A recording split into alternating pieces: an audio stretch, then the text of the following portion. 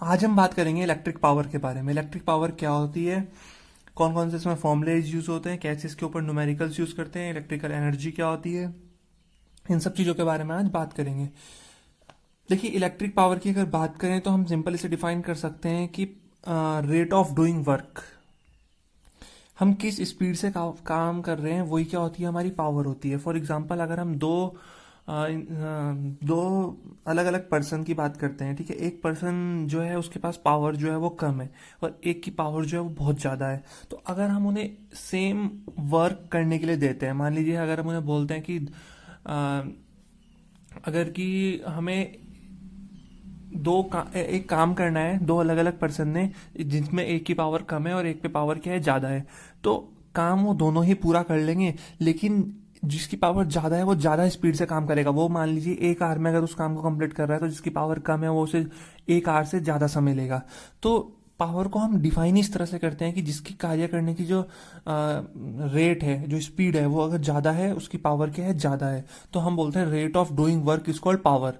मतलब जितना ज़्यादा कार्य काम को जितनी तेज़ी से हम करेंगे, हमारी पावर क्या है उतनी ही ज़्यादा है।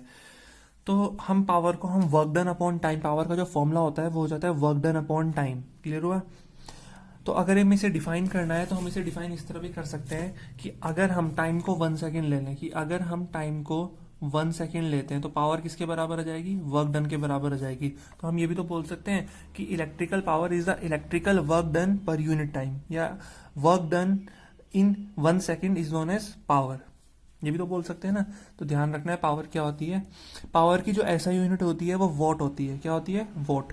अगर हमसे कोई ये पूछता है डिफाइन 1 वॉट, तो डिफाइन 1 वॉट के लिए हमें वर्क डन को भी 1 जूल करना पड़ेगा और टाइम को 1 सेकेंड करना पड़ेगा। तो हम बोलेंगे if 1 joule of work is done in 1 second then the power is said to be 1 volt. अगर 1 जूल वर्क 1 सेकेंड में हो रहा है तो उस केस में पावर को हम बोलेंगे 1 watt. Power is said to be 1 watt. Clear हुआ? नेक्स्ट हम चलते हैं कि कि 1 किलोवाट में 1000 वॉट होते हैं। किलो का मतलब क्या होता है? 1000 होता है। मेगा का मतलब क्या होता है? 10⁶। इस तरह से हमें ध्यान रखना है। वर्क डन का मतलब हमारा अमाउंट ऑफ एनर्जी से ही होता है, ठीक है। Work done, work is a form of energy. तो वर्क डन का मतलब अमाउंट ऑफ एनर्जी से ही होता है। और इसी को ध्यान में रखते हुए हमारे पास कुछ नई डेफिनेशंस भी आई कि electric power is the rate at which electrical energy is consume. तो हमने यहाँ पे वर्क डन की जगह किसको यूज किया? इलेक्ट्रिकल एनर्जी को यूज किया, कि जिस रेट से इलेक्ट्रिकल एनर्जी कंज्यूम हो रही है वही क्या होती है? इलेक्ट्रिक पावर होती है। या हम ऐसे ही बोल सकते हैं कि power, electric power is the electrical energy consumed पर सेकेंड। तो ये वाली डेफिनेशन थी, हमने ये वाली बना दी। मतलब वर्क डन की जगह हम किसे यूज कर रहे हैं? इलेक्ट्रिकल एनर्जी को यूज कर रहे हैं।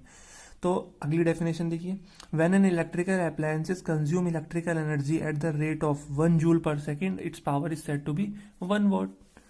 या अगली डेफिनेशन हम बोल सकते हैं the rate at which electric work is done और the rate at which electrical energy is consumed is called electric power. इस तरह से भी हम डिफाइन कर सकते हैं पावर को। अब हम यहाँ पे इंपॉर्टेंट टॉपिक के ऊपर बात करेंगे, जो है formula for calculating electric power. Electric power निकालने के बहुत सारे हमारे पास फॉर्मूले हैं, उन सब के बारे में हम एक एक करके बात करते हैं। चलिए स्टार्टिंग से शुरू करते हैं कि पावर जो होता है वो वर्क डन अपॉन टाइम होता है। अब हमें पता है कि जो वर्क डन होता है वो V इंटू क्यू होता है। किसके बराबर होता है? वर्क डन बराबर V इंटू क्यू।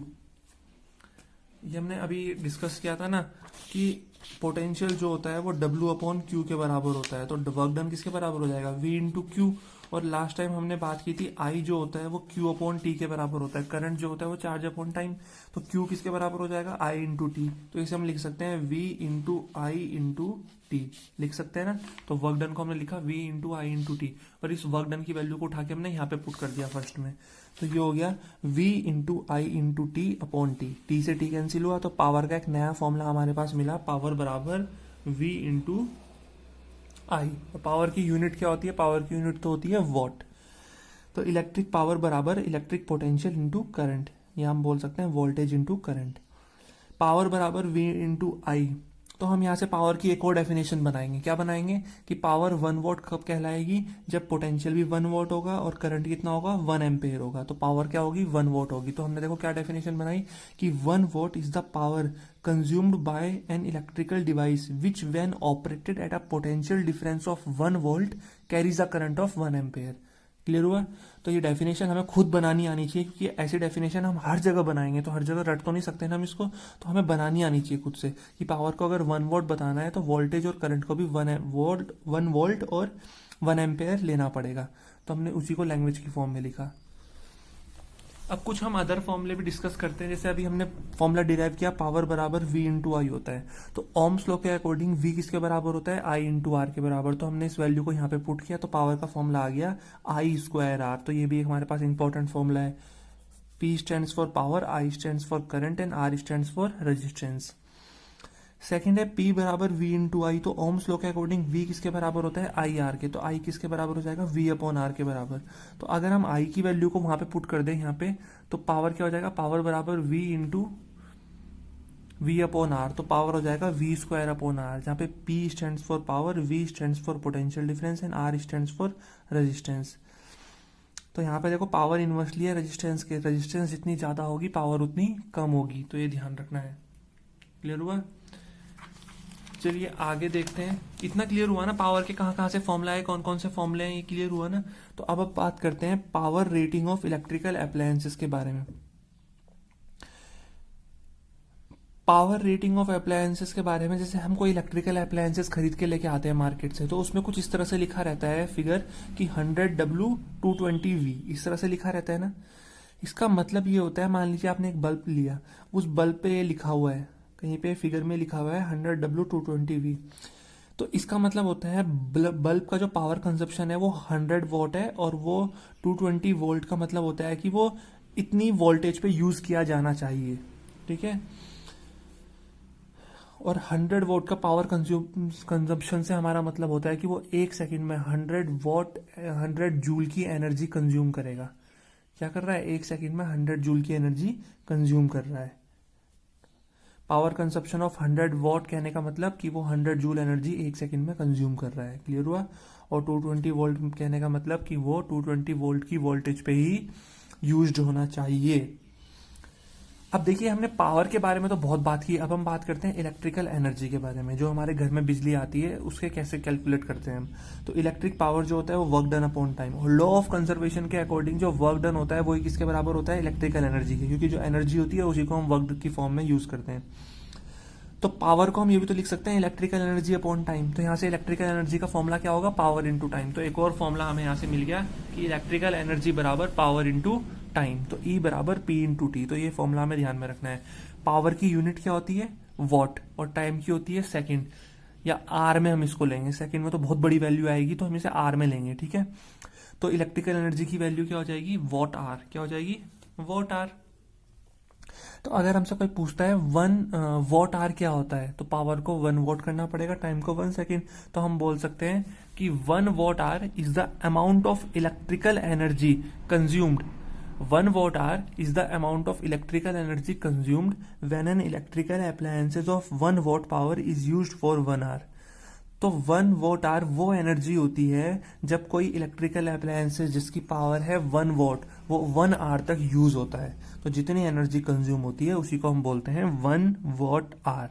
बहुत सिंपल सा तो है कि E बराबर P इंटू टी। पावर को अगर 1 वॉट आर, इलेक्ट्रिकल एनर्जी को 1 वॉट आर करना है तो पावर को 1 वॉट और टाइम को 1 आवर कर दो।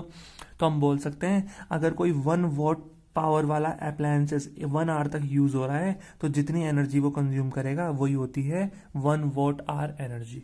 क्लियर हुआ? अब जो हमारे घर में बिजली आती है वो वॉट आवर में यूज मेजर नहीं होती, वो हमेशा किलो वॉट आवर में यूज होती है। क्योंकि अगर वॉट आवर में करेंगे तो बहुत बड़ी अमाउंट होती है, इतनी बड़ी अमाउंट यूनिट्स हम लिखें कहाँ पे, तो हम उसे किलो में कन्वर्ट कर देता कि वो छोटी अमाउंट दिखे उस पेपर में लिखी हुई।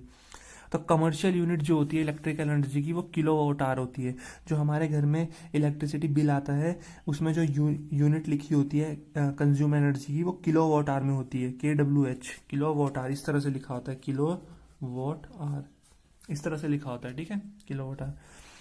तो अगर कोई पूछता है किलो वॉट आवर क्या होता है, तो बिल्कुल वॉट आवर की तरह डिफाइन करेंगे कि अगर 1 किलो वॉट पावर का कोई अप्लायंसेस 1 आवर तक यूज हो रहा है तो जितनी एनर्जी वो कंज्यूम करेगा वही होती है 1 किलो वॉट आवर। यहाँ पे एक इंपॉर्टेंट कन्वर्जन है कि 1 किलो वॉट आवर जो होता है वो बराबर होता है 3.6 इंटू 10⁻⁶ जूल के। न्यूमेरिकल्स में काफी काम आएगा। ठीक है? ये ध्यान रखना है कन्वर्जन कि 1 किलोवाट आवर जो होता है वो 3.6 इंटू 10⁻6 जूल के बराबर होता है। अब बात करते हैं कि जैसे हमारे घर में जैसे हम कोई अप्लायंसेस यूज़ कर रहे हैं तो हम कैसे निकालेंगे कि इलेक्ट्रिकल एनर्जी कितना बिल आने वाला है, कितना इलेक्ट्रिसिटी बिल आने वाला है। तो उसके ऊपर जो बेस्ड न्यूमेरिकल्स हैं, 2 न्यूमेरिकल्स हैं, एनसीईआरटी के होंगे शायद ये, तो हम इनको डिस्कस कर लेते हैं, ठीक है, काफ़ी इंपॉर्टेंट है ये। जैसे बोल रखा है a refrigerator having a power rating of 350 watt. एक रेफ्रिजरेटर है जिसकी पावर है 350 वॉट। जो जो गिवन है क्वेश्चन में वो लिखते रहेंगे 350 वॉट। तो इसे किलोवाट में कन्वर्ट कर लेंगे बिकॉज इलेक्ट्रिकल एनर्जी निकालनी है और रेट भी हमें किलोवाट आवर में दे रखा है, तो किलोवाट में कन्वर्ट कर लेंगे, 1000 से डिवाइड करेंगे तो ये आ जाएगा 0.35 kilowatt. Operates for 10 hours a day.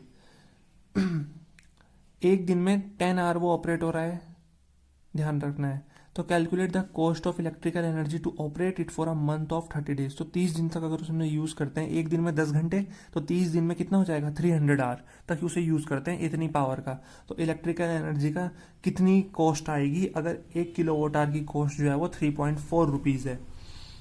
तो पहले निकालेंगे टोटल एनर्जी कितनी यूज होगी। तो एनर्जी होगा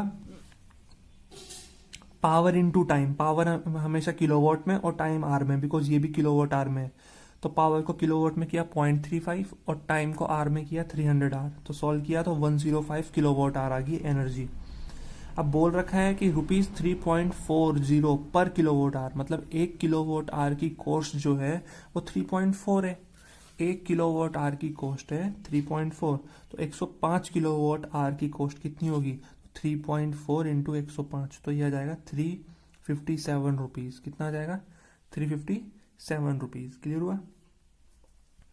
तो इस तरह से हम क्वेश्चन कर सकते हैं। देखिए नेक्स्ट क्वेश्चन क्या है। अ bulb is rated eight 200 volt dash 100 what, what is its resistance.